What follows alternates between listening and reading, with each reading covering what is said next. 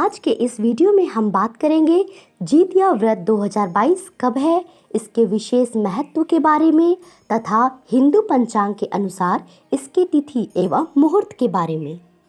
हिंदू धर्म में पति और संतान के लिए कई व्रत किए जाते हैं। इन्हीं में से एक है जीवित पुत्रिका व्रत।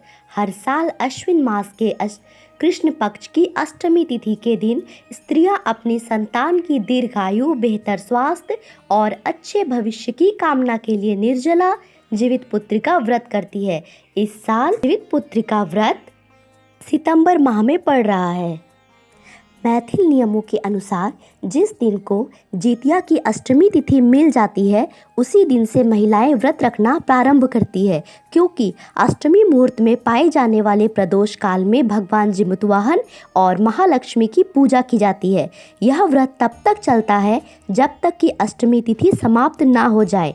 नवमी प्रारंभ होते ही इस व्रत का पारण कर दिया जाता है।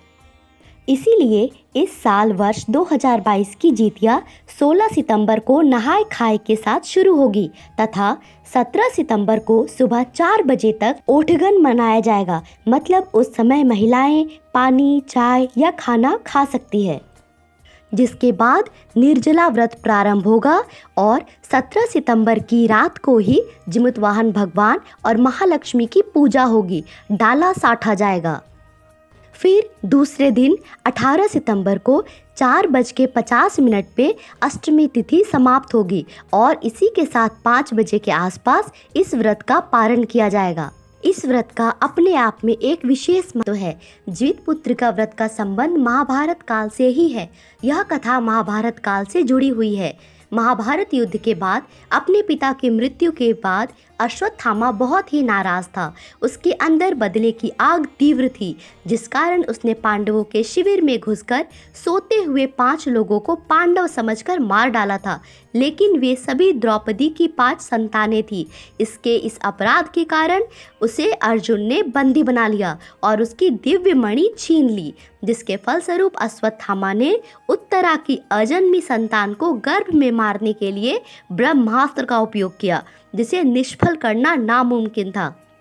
उत्तरा की संतान का जन्म लेना आवश्यक था, जिस कारण भगवान श्री कृष्ण ने अपने सभी पुण्यों का फल उत्तरा की अजन्मी संतान को देकर उसको गर्भ में ही पुनः जीवित किया। गर्भ में मरकर जीवित होने के कारण उसका नाम जीवित पुत्रिका पड़ा और आगे जाकर यही राजा परीक्षित बना। तभी से इस व्रत को किया जाता है और इस प्रकार जीवित पुत्रिका व्रत का संबंध महाभारत काल से ही है। मान्यता है कि इस व्रत के प्रभाव से संतान को लंबी उम्र का वरदान प्राप्त होता है।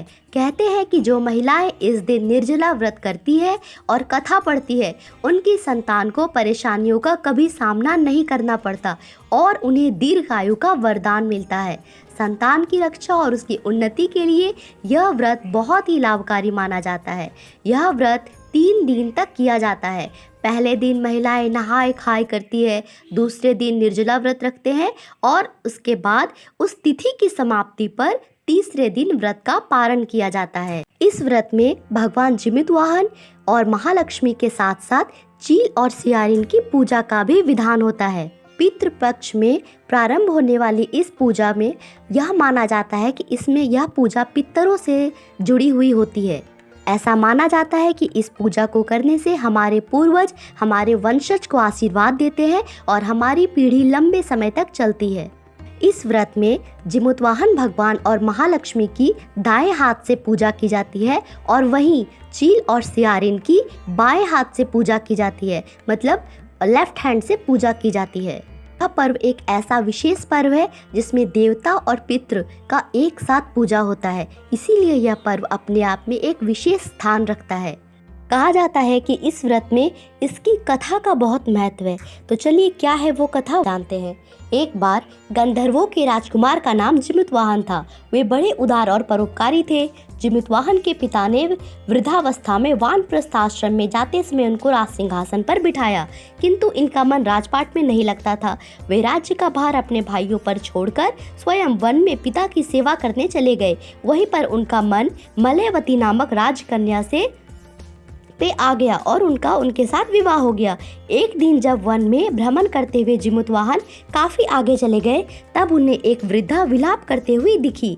उनके पूछने पर वृद्धा ने बताया, मैं नाग वंश की स्त्री हूँ और मुझे एक ही पुत्र है। पक्षीराज गरुड़ के समक्ष नागों ने उन्हें प्रतिदिन भक्षण हेतु एक नाग सौंपने की प्रतिज्ञा की है। आज मेरे पुत्र शंखचूड़ की बलि का दिन है। जिमुतवाहन ने वृद्धा को आश्वस्त करते हुए कहा, डरो मत, मैं तुम्हारे पुत्र के प्राणों की रक्षा करूंगा। आज उसके बजाय मैं स्वयं अपने आप को उसके लाल कपड़े में ढककर वनशिला पर लेटूंगा। इतना कहकर जिमुतवाहन ने शंखचूड़ के हाथ से लाल कपड़ा ले लिया और वे उसे लपेटकर गरुड़ को बलि देने के लिए चुनी गई शिला पर लेट गए। नियत समय पर गरुड़ बड़े वेग से आए और वे लाल कपड़े पे ढके जिमुतवाहन को पंजे में दबाकर पहाड़ों के शिखर पर जाकर बैठ गए। अपने चंगुल में गिरफ्त प्राणी की आंखों में आंसू और मुंह से आह निकलता न देखकर गरुड़ जी बड़े आश्चर्य में पड़ गए। उन्होंने जिमुतवाहन से उनका परिचय पूछा। जिमुतवाहन ने सारा किस्सा कह सुनाया। गरुड़ जी उनकी बहादुरी और दूसरे की प्राण रक्षा करने में स्वयं का बलिदान देने की हिम्मत से बहुत प्रभावित हुए। प्रसन्न होकर गरुड़ जी ने उनको जीवन दान दिया और नागों की बलि न लेने का भी वरदान दिया। इस प्रकार जिमुतवाहन के अदम्य साहस से नाग जाति की रक्षा हुई और तब से पुत्र की इच्छा हेतु जिमुतवाहन की पूजा की प्रथा शुरू की गई। जैसे इस व्रत का अपना महत्व है, उसी तरह इस व्रत का पारण का भी अपना एक विशेष महत्व है। जीवितपुत्रिका व्रत का अंतिम दिन पारण होता है। इस दिन कई लोग बहुत सी चीजें खाते हैं, लेकिन खास तौर पर इसमें साग, नौनी की साग, मड़ुआ की रोटी, दही चूड़ा ये खाने का रिवाज है। तो ये थी बी ब्लेस्ड की ओर से जितिया वर्ष 2022 की कुछ खास जानकारी। अगर आपको ये अच्छी लगी हो तो आप हमारे साथ हमेशा जुड़े रहे। ऐसे ही सारी पर्वों की जानकारी के साथ हम हमेशा आपसे इस चैनल पे मिलते रहेंगे। Thank you so much for watching.